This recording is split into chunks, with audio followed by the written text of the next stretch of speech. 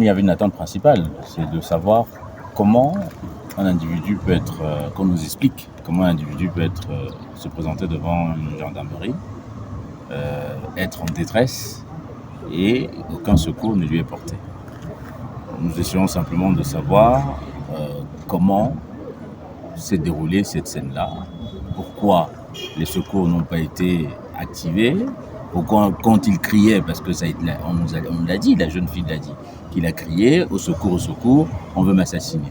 Pourquoi il n'y a pas eu une réponse positive à ce cri?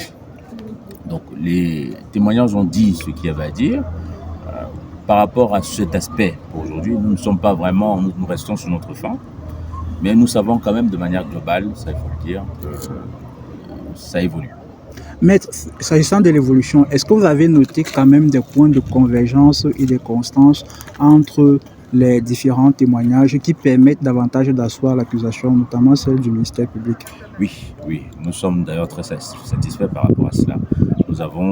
Aujourd'hui, nous savons qu'au moins 2 officiers extérieurs à la DGRE ont été contactés pour l'opération qu'on peut appeler l'opération anti-Martinez. Donc ça au moins c'est clair, on sait par qui ces officiers ont été contactés et qui a essayé de les mettre en branle. Donc ça nous permet déjà d'établir, de confirmer, de matérialiser l'implication de l'un des mis en cause qui a été l'exécutant principal dans cette phase. Le maître, on a également